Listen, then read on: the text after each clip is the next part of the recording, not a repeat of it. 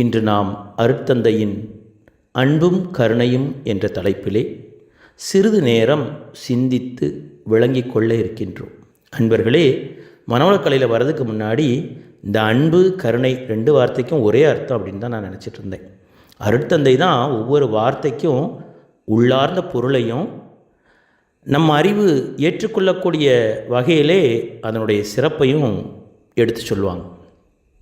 அந்த வகையில் அன்பு என்றால் என்ன, கருணை என்றால் என்ன அப்படின்னு மகரிஷிட்ட கேட்டாங்க.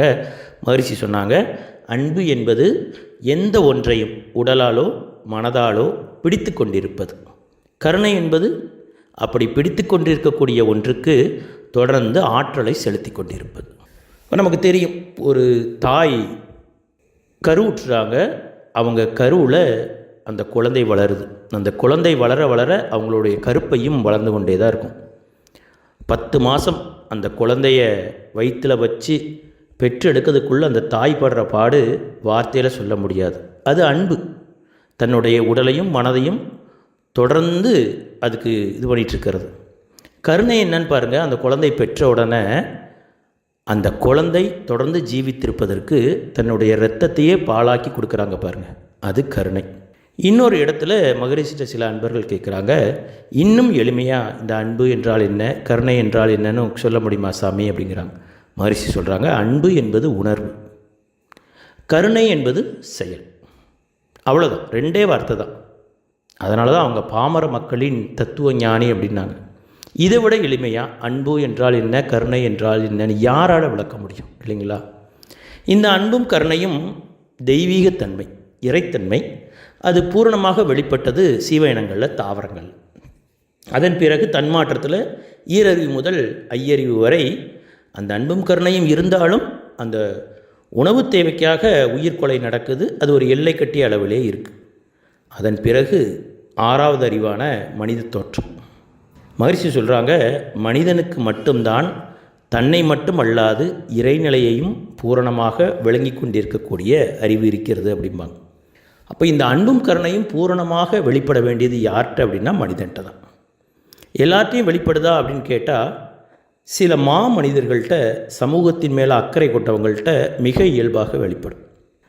நம்மளுடைய மறைந்த குடியரசுத் தலைவர் டாக்டர் அப்துல் கலாம் ஐயா அவர்கள் ராக்கெட் விஞ்ஞானியாக இருந்தாங்க. அப்போ அவங்க பீரியடில் அந்த அக்னி ஏவுகணை தயாரித்து வெற்றிகரமாக விண்ணில் செலுத்தினாங்க. அவங்க சொன்னாங்க, நான் மிகவும் மகிழ்ச்சி அடைந்த ஒரு நாள் அப்படின்னா இந்த அக்னி ஏவுகணை வானில் வெற்றிகரமாக பறந்த நாள் அப்படின்னு சொன்னாங்க. ஆனால் அதே நேரத்தில் அவங்க மனதுக்குள்ளே ஒரு குறை இருந்தது. அவங்க சில செயற்கைக்கால் பொருத்தப்பட்ட குழந்தைகளை பார்த்துருக்குறாங்க. அந்த குழந்தைகள் 4 கிலோ எடையுள்ள அந்த செயற்கைக்காலை பொருத்திட்டு நடப்பாங்க. அப்துல் கலாம் ஐயா சொல்கிறாங்க, அந்த பிஞ்சு கால்களின் வலியை நான் அவர்களது முகத்திலே உணர்ந்தேன் அப்படிங்கிறாங்க.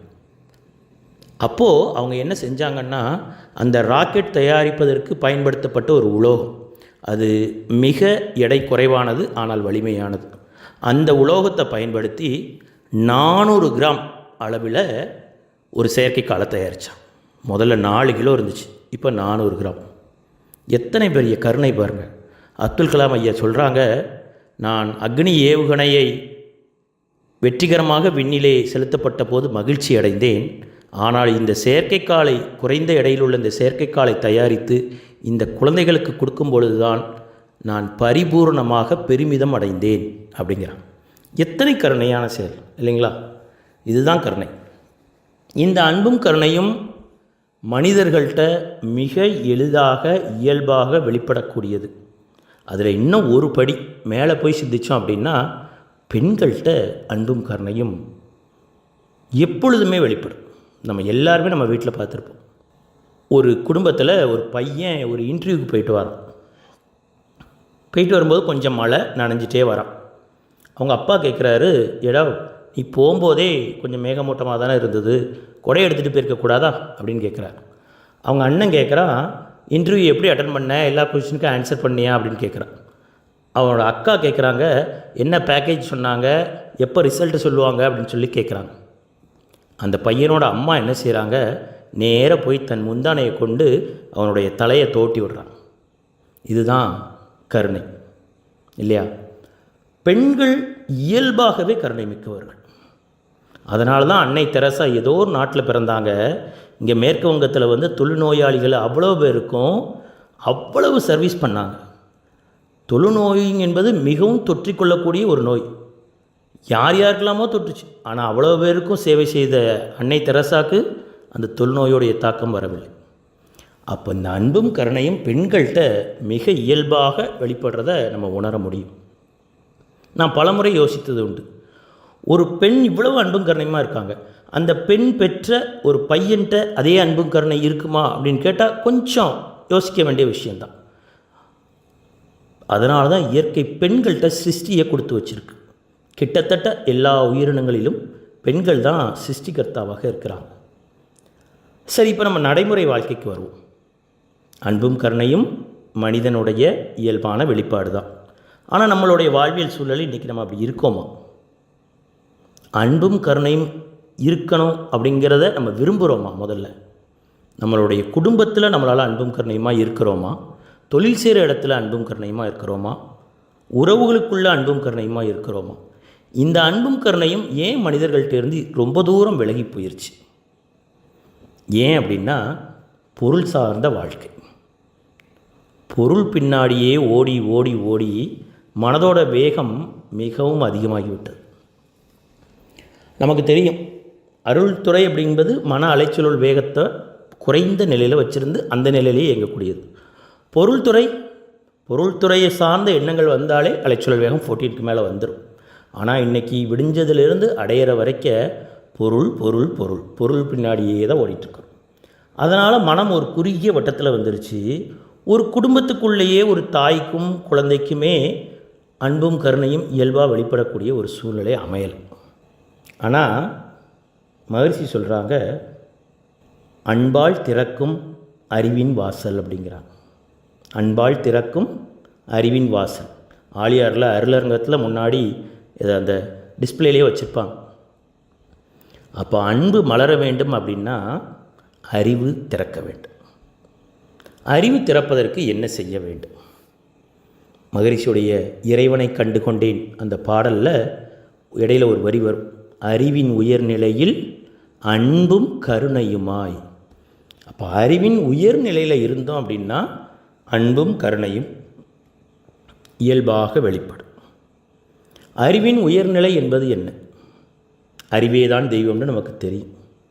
அப்போ அந்த தெய்வத்தோடு இந்த மனதை இணைத்து வைத்து கொண்டோமே ஆனால், பாரதியார் சொல்கிறாரு, செய்கதவம் செய்கதவம் நெஞ்சே வையகத்தில் அன்பிற் சிறந்த தவமில்லை.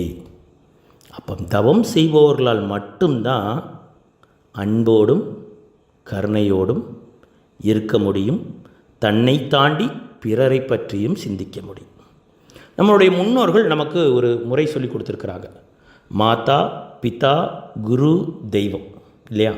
இப்போ நம்ம தவத்தில் அன்னைக்கு வணக்கம் செலுத்துகிறோம், தந்தைக்கு வணக்கம் செலுத்துகிறோம், அதற்கு பிறகு ஆசானுக்கு வணக்கம் செலுத்துகிறோம்.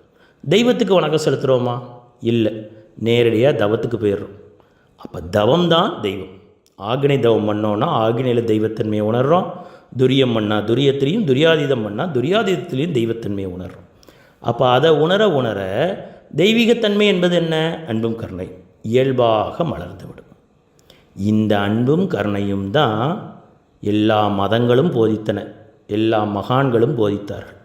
அருட்தந்தை இதை தான் இரண்டொழுக்க பண்பாடாக நமக்கு வச்சாங்க. நான் எனது வாழ்நாளில் யாருடைய உடலுக்கும் மனதுக்கும் துன்பம் தரமாட்டேன். இது அன்பு, இறை உணர்வின் பேர். துன்பப்படுவோருக்கு என்னால் முடிந்த உதவிகளை செய்வேன். இது கருணை, அறம். அப்போ இந்த இறை உணர்வும் அறநெறியையும் இரண்டொழுக்க பண்பாட்டிலே மகிழ்ச்சி கொண்டு வந்துட்டான். இந்த இரண்டொழுக்க பண்பாட்டை உணர்ந்து உணர்ந்து உணர்ந்து ஓதுனோம்னா காலத்தால் அன்பும் கருணையும் அனைத்து மனிதர்களிடத்திலும் மலரும் என்று சொல்லி இந்த சிறிய சிந்தனை உரையை நிறைவு செய்து கொள்கிறேன். வாழ்க வளமுடன்.